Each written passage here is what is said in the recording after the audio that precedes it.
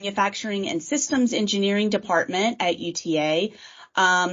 We are engineering that thinks a lot about processes. So I specifically think a lot about the processes of our undergraduate curriculum and how to get the best student learning outcomes for our students.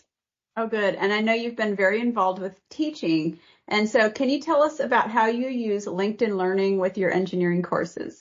Yeah, I'd be happy to. So I've used LinkedIn Learning for a long time, and I use it kind of differently in different classes. So the class that I use it most extensively in, it really has replaced a textbook. So students don't have a textbook at all in that class. I have curated videos from lots of different courses within LinkedIn Learning, pulled out the ones that really match what we're going to do in class. And on the syllabus is a schedule for the whole semester of the videos that they need to watch to prepare for class. And it's usually 3 to 4 videos per class periods. The videos on LinkedIn Learning are typically pretty short. So I try to keep the total amount of videos that I ask, or the total time of videos that I ask students to watch, to less than 20 minutes. For each class period. And then we have kind of readiness quizzes, once a week so my class is in person. So we have in-person quizzes. I do them at the very beginning of class to kind of encourage everybody to get there on time. And they are literally 5 minutes. I mean, I put a timer up when I start it in 5 minutes, and it's just 4 or 5 multiple choice questions. So it should be really short and easy just over the videos. And I actually I don't count those in students' grades at all. So what I use them for is I do collect them and I do grade them and give feedback on them. But then I kind of use them as a currency, those points. So if students need an extension on something, they can give me 5 quiz points and I'll give them an hour extension. Or we have a kind of a makeup replacement assignment at the end of the semester, and students use those quiz points for that. So it's a way to encourage students to watch the videos and to come prepared to class, but not to harm students' grades who are late and miss a quiz, or who couldn't make it to class one day or just didn't have time to watch the video. So I'm trying to get kind of the best of both worlds there. So that's how I use it extensively, those videos. In other classes, I use it as I have kind of like playlists of resource. So it really doesn't have anything to do with the content of the class, but things that I've noticed students struggle with and need help with, like file management is one. My students really struggle with file management. So I have some videos about file management, some LinkedIn videos. Citing sources. There's some videos up there about citing sources, time management. So just over the years, when I notice students typically struggle with something, I looked in LinkedIn Learning to see if there's a video on it, and then I just add it to the resources playlist.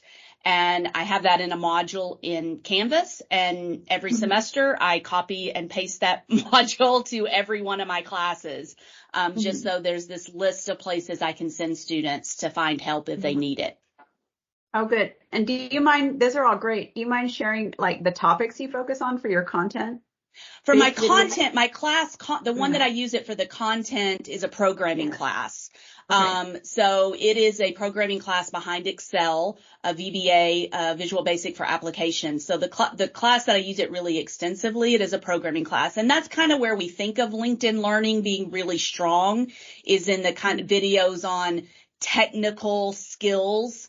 So any kind of programming that you do, but really I think all students, whether they have a class on it or not, should know how to use Excel, for example. I think that's a career readiness skill that I really can't think of anybody in any, job that Excel couldn't help them. So even if you don't teach Excel in your class, or you don't require Excel in your class, just having some videos of here's how you could do this in Excel, for students who are motivated and interested to kind of power up their learning, I guess. I think it would be really useful for that.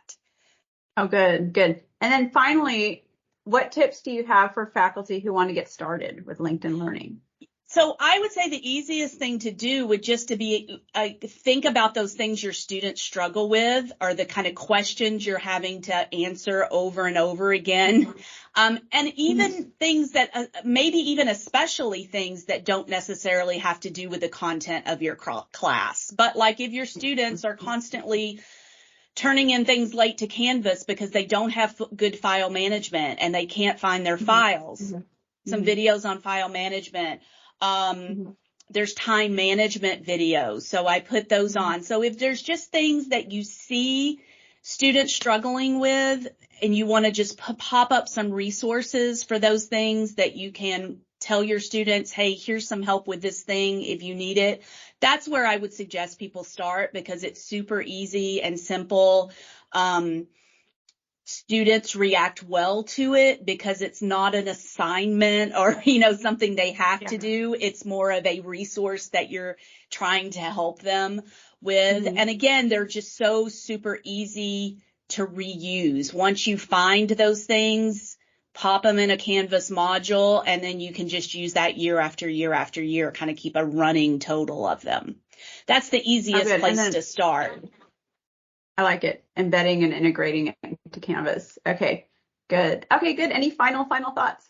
No, I suggest everybody look at it. I mean, I use it for stuff just that I'm interested in. Forget class, my own personal learning. I want to know a little more about this or that or the other.